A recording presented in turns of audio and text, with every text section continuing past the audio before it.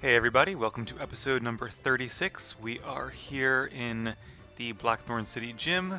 Not about to face Claire, did that last episode. But hopefully, okay, good. You've kept me waiting. Here, take this. I think she is supposed to meet you on the way out of the cave, but if you use dig, that messes that up. That contains Dragon Pulse. Well, Dragon Pulse is kind of, never mind. It's a huge energy of some kind. If you don't want it, you don't have to take it. What's the matter? Aren't you headed to the Pokemon League? Your face. It tells me you have some unfinished business. Wait a sec. You came from New Barktown, where Professor Elm's lab is, right? You may want to go back to New Barktown. Whatever you have to face from me, it'll be more difficult. Sorry. Whatever you have to face from now, it'll be more difficult. But don't you dare give up. If you do, I'll feel even worse about having lost to you. Give it your all. That makes sense. If she loses to me and I beat Lance, it's not that big of a deal. If she loses to me and I lose to, like, the first member of the Elite Four, then that's kind of unfortunate for her. Alright, so we do have Dragon Pulse, which I do want to teach to Seadra. I think Seadra can learn it. Oh, actually, when I was looking up Dragon Pulse, just to make sure she does give it to you, this guy apparently gives you a ribbon if you've met all of his siblings. And we have.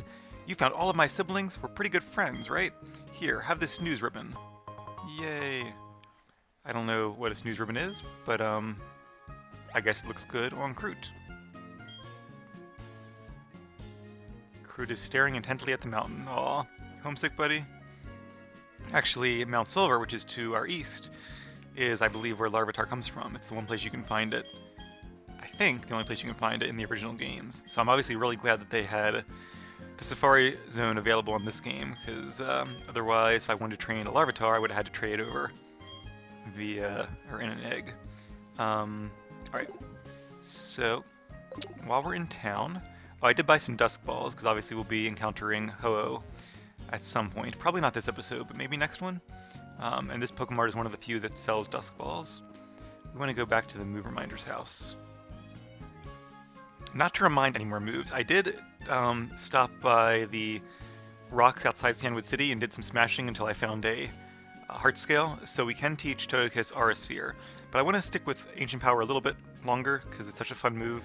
Obviously it made Claire kind of an easy win, but I feel like we'll be with Aura Sphere for the rest of the game. Might as well enjoy Ancient Power while we can. But I do want to use the move Deleter. He's very forgetful, but I guess he can teach your Pokemon to be forgetful as well. It is interesting how some gym leaders have don't have 4 moves in their Pokemon, even though they should. I guess they've come here as well. So we want to get rid of Whirlpool. He can make you forget any move, but really, there's not a reason to do that unless it's an HM move. Yeah, so I think it does 15 damage, and then over the next 2 to 5 turns, it does 15 more damage each turn. Not really that great.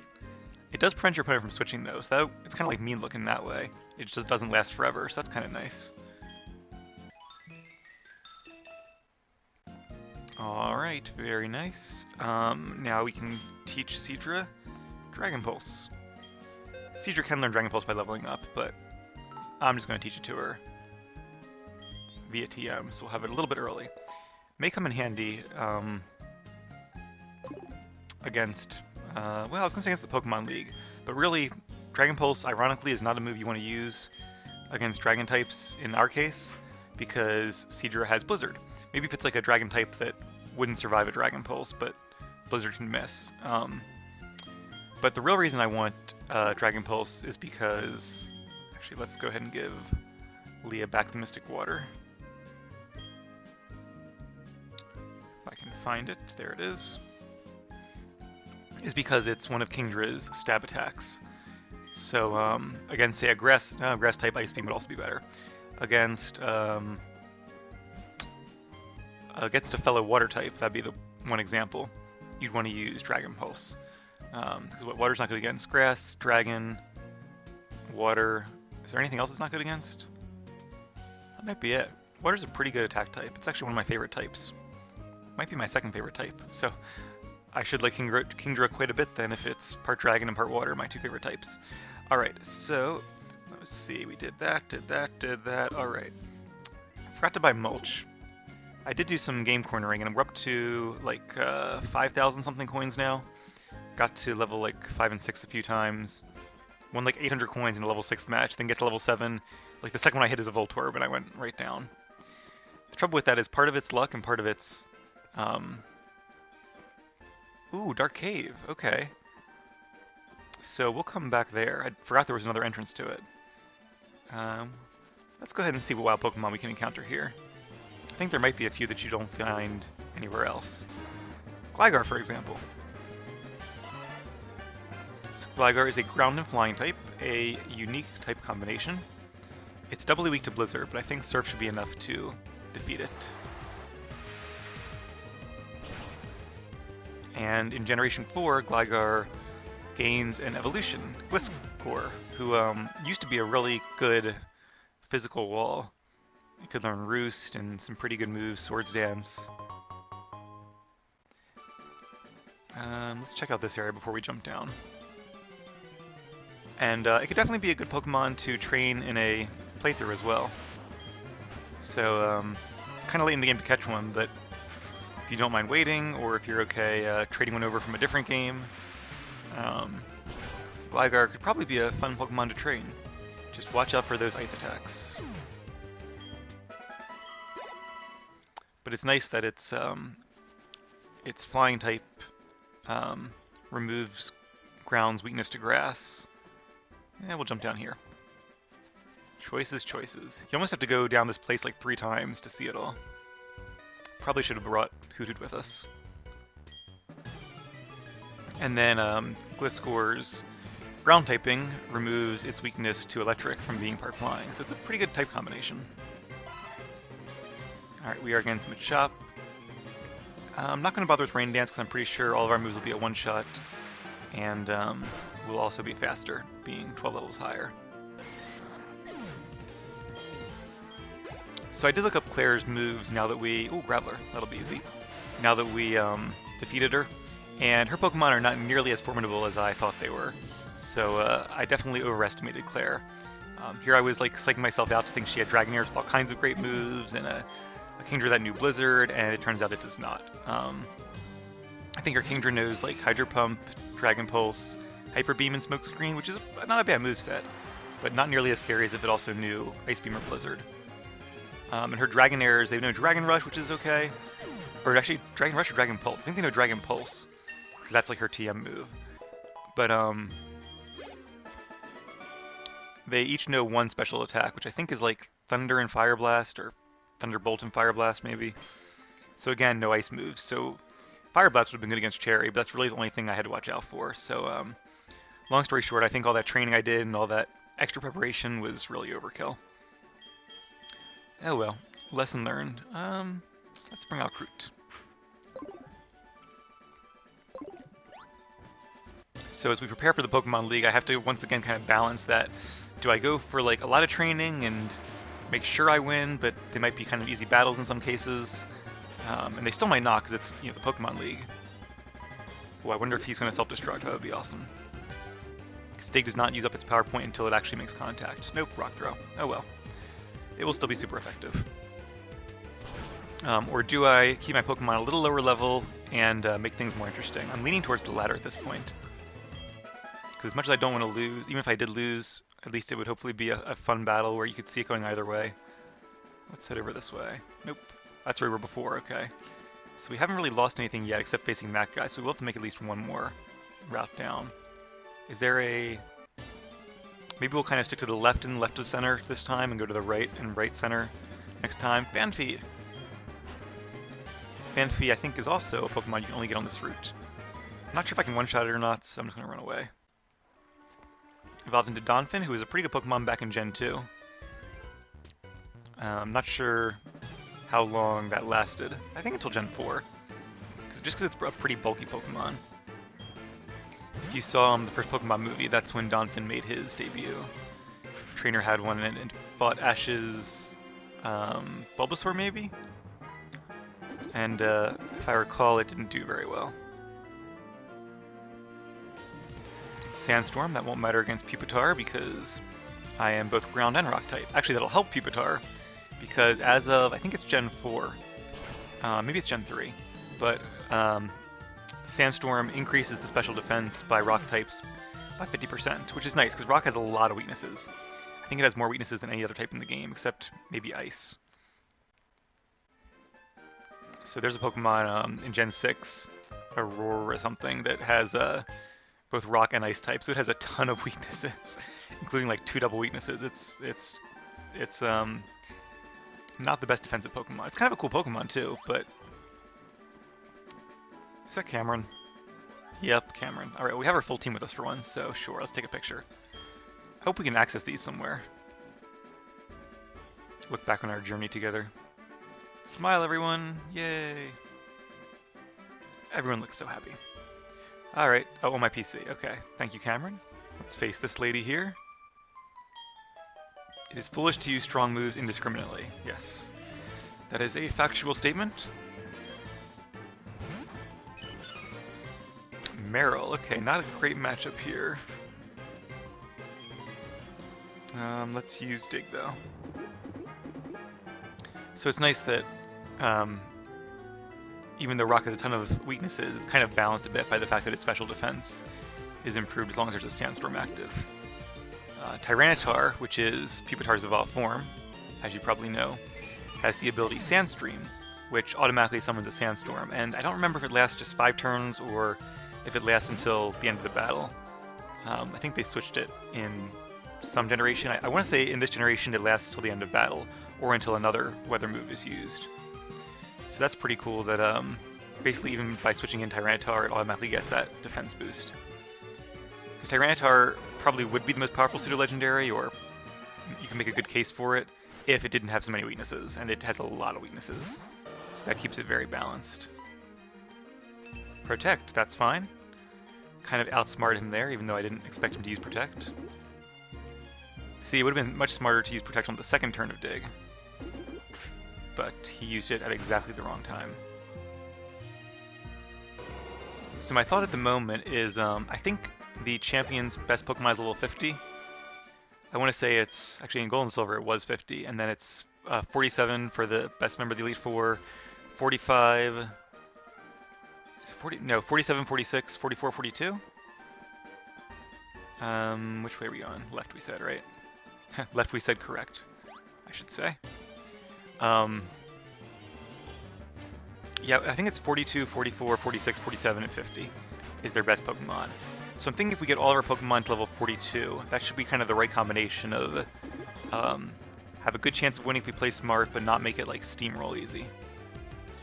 I was thinking 45 at first, but that might, while it might make the champion battle fun, it might make the other battles kind of on the easy side, and even the champion, if you use the right super effective attacks, may not be that hard. And then if I did like 40, that would definitely make things a challenge the whole way through. Could we still win? Probably, but I wouldn't be sure of it at all. Even 42, I'm not sure of it, but I think at least 42 would make things interesting, so that's going to be my goal right now. Hey, there you go. Always love it when that happens. I don't remember if the Graveler I found was in Gen 2 or like Gen 4. I think it was... I really don't know. I want to say it was Gen 2, but I feel like... I don't know.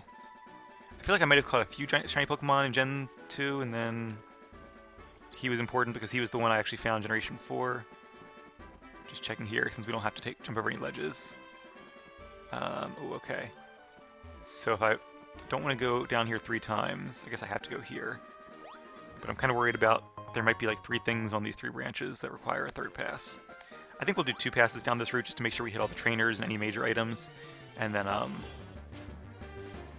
I'll just do anything else off screen.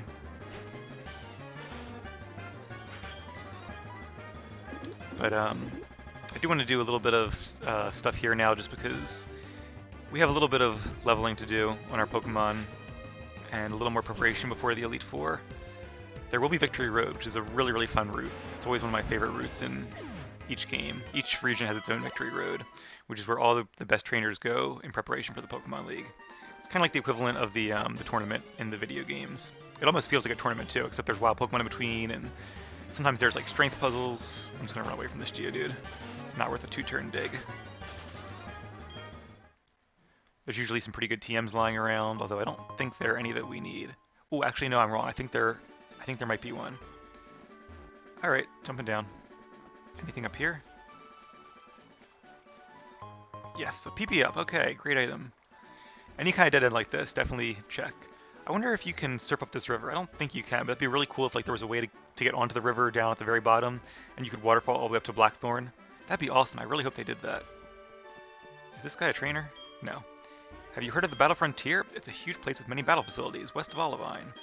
If you manage to win through the Pokemon League, you can try it. We might try it at some point. Let me just check over here, make sure I don't miss anything. I can fight this hiker. So I think that middle route that I saw before is just at the very top of those ledges there. So I think if I go the right way next time, I should be okay.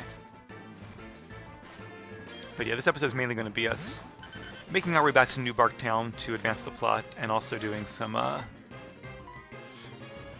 Ooh, Diglett is faster, and we only have 2 power points for Diglett.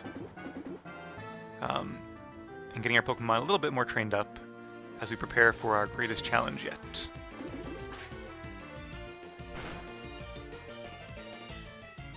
Nice, easy knockout. Oh, I also did, when I was looking up where to get Dragon Pulse to make sure I was on the right track.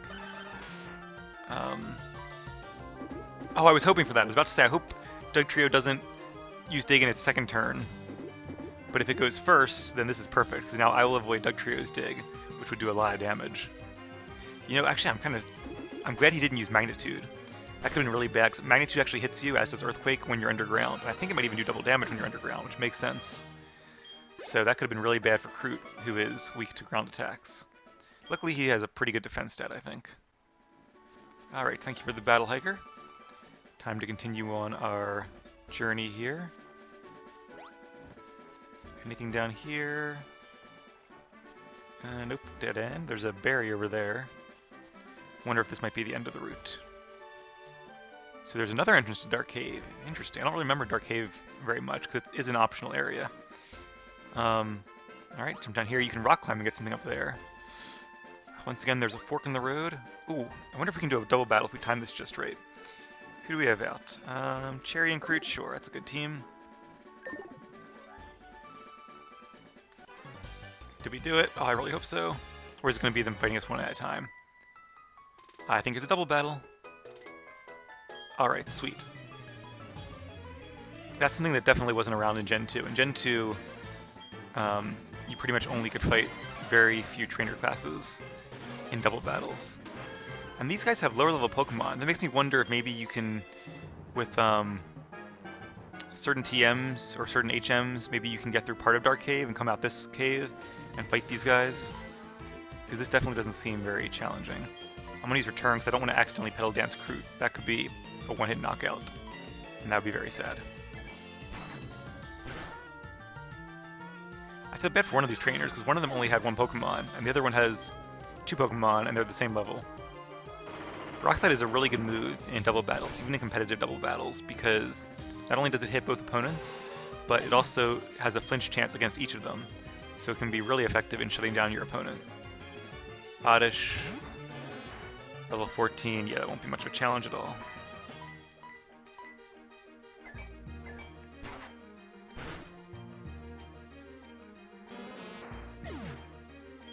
Yeah, there's got to be a way onto this route from the other part of Dark Cave.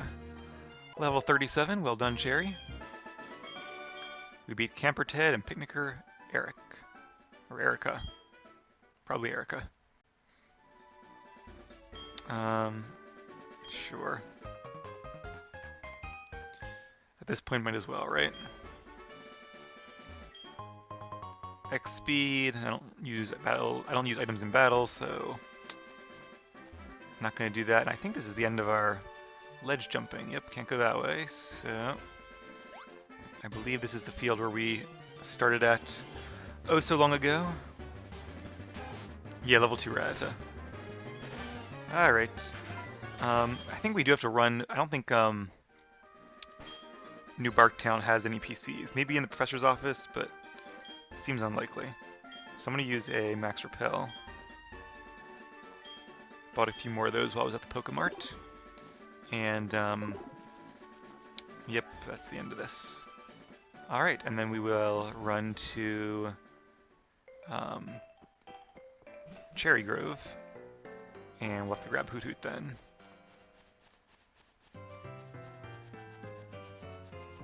Grab an apricorn while we're here. Yay, it's not too late yet tonight, so I'm sure Kurt isn't on our Pokeballs. I'm not sure if any of them will be good against Ho-Oh anyway. Maybe a timer ball if the battle goes on really long. That's probably a pretty good strategy. Use my dust balls first, and then when they're done, use some timer balls. But I don't know how many we have.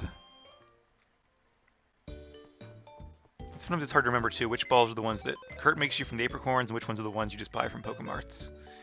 Alright, so let's put Olive back in the PC, and we will exchange Olive for Hoot Hoot. Since, like I said, Olive is already very powerful and a very high level. So she won't have much more training to do for the Pokemon League. And I feel like at level 42, that'll actually let some of their Pokemon outspeed some of mine. It'll make things really interesting, I think. So I'm really excited to get there. But we do have a few other exciting things to do first. But we're going to start with something that's maybe not too exciting, which is... Oh, you can actually see there's 3 caves in the map, which are the entrances to Dark Cave. Never really paid that much attention to the town map before. There's a surprising amount of detail in it. Let's heal up while we're here. And then if you guys will indulge me, we will go down that route one more time.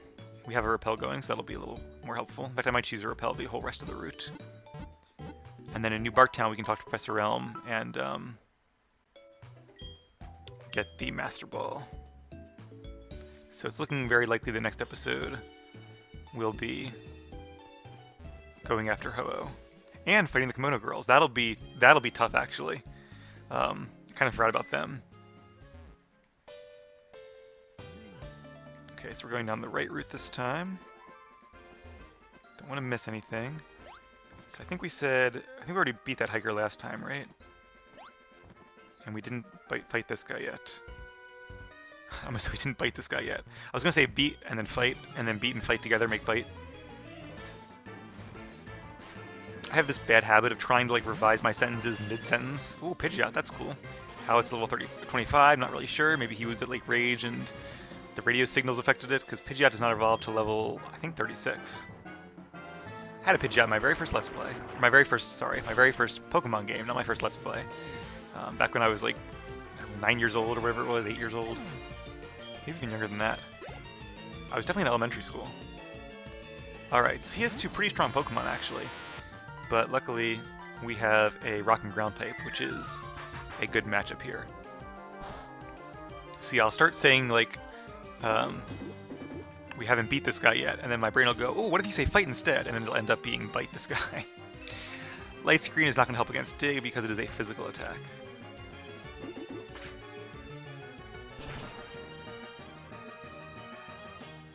There we go, easy knockout. Oh, static! I forgot about static. Well, drats. We could just use a Cherry Berry on Kroot, but let's go ahead and switch him out for somebody else. Let's give Cian some screen time. I feel like we haven't used Cian in a while. Used him a little bit in the start of the Claire battle, but switched him out right away. And Gyarados doesn't even know any water type attacks, like I kind of suspected, after I kept using other moves. It knows like Dragon Pulse, Dragon Rage, Bite, and I think like Twister. It's a 3rd Dragon type attack. It's got to be Twister. So it's like, come on, Claire, what are you doing? Will Lava Plume be enough? Let's try it. This might be a mistake, but at the very least, it'll be educational. Not quite. I knew it wasn't be very effective. Oh, a burn! That's sweet, because now, okay, even though Rock Blast is super effective and gets stab, Graveler's attack is cut in half by burn, so I got really lucky there. So Fire Blast would be a knockout, though. As long as it hits. Eventually, I kind of want to combine those 2 moves together and teach Cian Flamethrower. It's a much more reliable attack. But not yet. Hopefully I didn't miss anything over that bridge there. I don't think I did. I think I got whatever was over there the first time. Alright, another cool trainer. Let's use a Citrus Berry. I've been growing those pretty much non-stop. Might as well get some use out of them. One thing I don't like is that you can't use them... Wait, what? Must hit the wrong berry. Alright, close enough. Is that you can't use them over and over again from the screen. I feel like in some of the games, maybe it's the newer games, if I click a potion and I have more than one of that potion, you can just keep using it. Although I might be thinking of Pokemon Go. Alright, now even though Graveler wasn't affected by Lava Plume, or wasn't defeated by Lava Plume in one hit, Geodude has much worse special defense and HP, so clearly wasn't much trouble.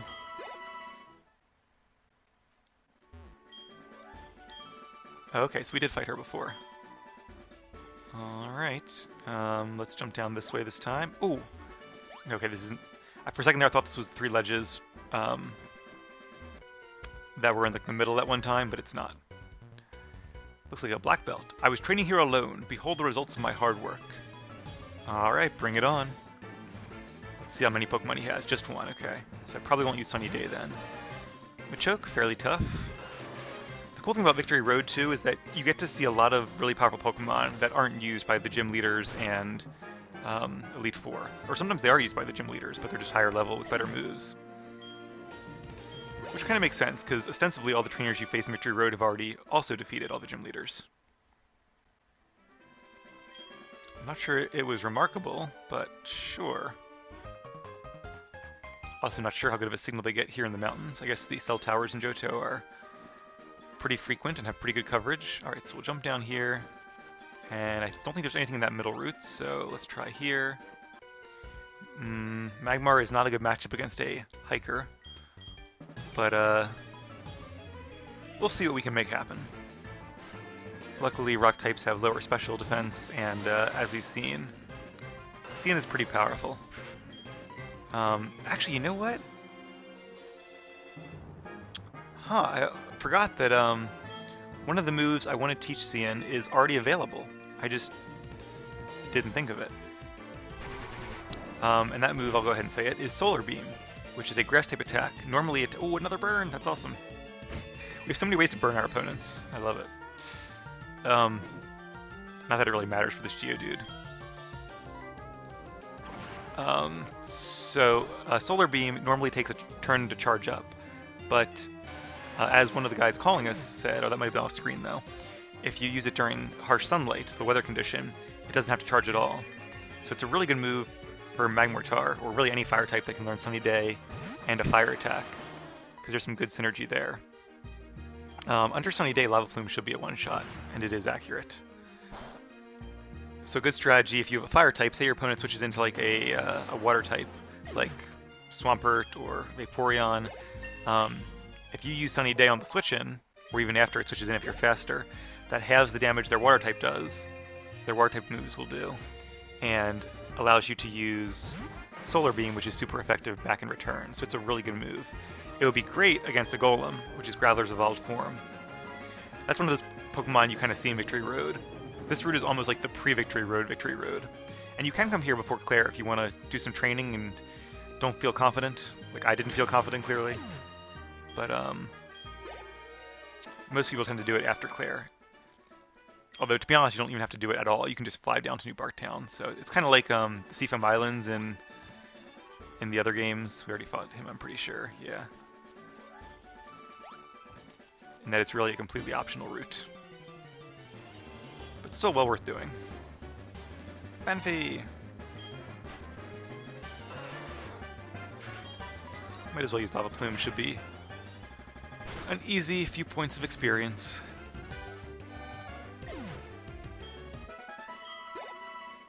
Very nice. Getting some good levels on Cian. And another Apricorn. Nothing too exciting here. So you can surf in this lake here. I wonder if there's anything interesting in there. Or fish in it. I'm not going to bother because if there is anything interesting, it's probably a pretty low rate. But since you don't seem to be able to get into this river at all, that'd be really cool. I love my idea of being able to surf and waterfall all the way back to Blackthorn. That would have been such a cool way to make this route a little more interesting, but they apparently chose not to go that direction. Alright, so once again we're going to hop down here, but this time we'll go this way. Looks like a hiker, although I expect his Pokemon are probably lower level. Alright, you're going to show me the power of mountain Pokemon? Let's see about that. Ooh, 5 Pokemon. This could be annoying. remember when I answered about not wanting to fight weak trainers? This is kind of what I meant. And apparently that one answer was the one that cost me the Extreme Speed Dratini. When I looked it up afterwards, I saw how you got it, and so that's kind of a cool way to do it, where if you give like decent answers, then you pass the test. If you don't, I think you just have to retake it from the start. But if you give all 5 right answers, and some of the questions do have 2 right answers, whereas some have 1 right answer, 1 okay answer, and 1 wrong answer. Like the one where, do you want to fight strong or weak trainers? So if you don't give all 5 like perfect answers, you don't get the Extreme Speed Dratini. But I'm not too worried about it because I do have Dratini and even like that Dragonite I was talking about. I think I named him Puff after Puff the Magic Dragon, who knows Extreme Speed on my competitive team. Although actually that was one I used in Shoddy Battle, so it wasn't really a real Dragonite. I'm not sure. I do have a real level 100 EV trained Dragonite named Puff, but I don't remember if it knows Extreme Speed or not. Either way, I'm sure I have an Extreme Speed Pokemon in that evolutionary line somewhere on one of my games. Alright, critical hit. Completely useless critical hit, but hey, whatever. Mercy, you showed me your power. Anything else? Nope. Alright, so since we have Ho-Oh, we can just Ho-Oh. We don't have Ho-Oh yet, we have Hoot Hoot, which contains Ho-Oh, those same letters, but not as good. So let's real quick, just to finish up the episode, fly here and buy Solar Beam. We can't do the lottery yet because it's not the next day, but I do have some stuff to do tonight. At least I think I do. Unless my raid got cancelled, but I think we're still going forward with it. And I'll heal later. So by the time I come back, it'll be Sunday. And I don't know if I'll be playing later tonight or not. Might do some other stuff instead. So I might have to wait until like the real tomorrow, like after I wake up, to do this. But I figure we can save right here, and then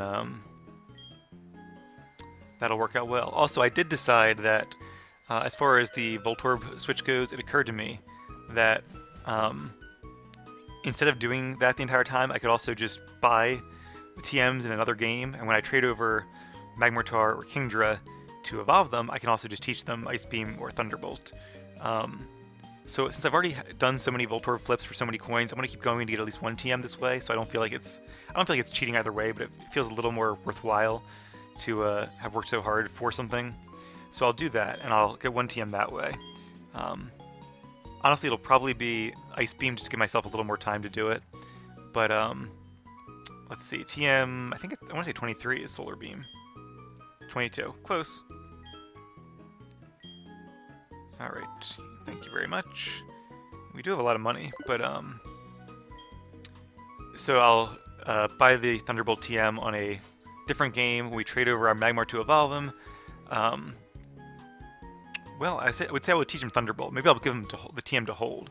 I'm pretty sure they can hold TMs in this generation. I guess we can try it right now, couldn't we?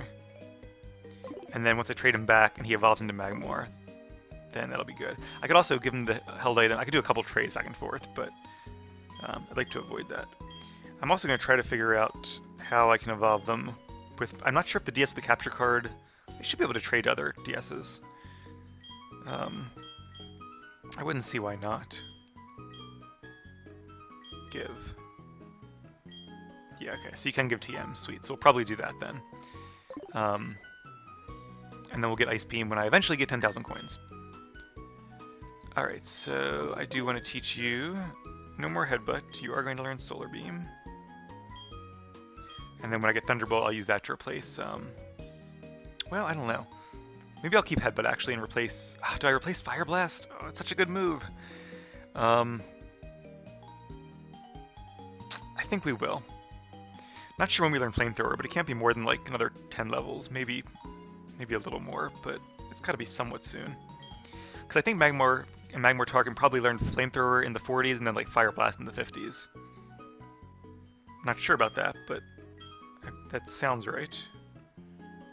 22, 22, there you are. And I do have another TM for Fire Blast. I forgot I bought the extra one, or found the extra one maybe. So if I ever want to teach Cian... Oh! Seeing cannot learn Solar Beam. Okay, only Magmortar can learn Solar Beam. Well, I'm glad we bought it anyway.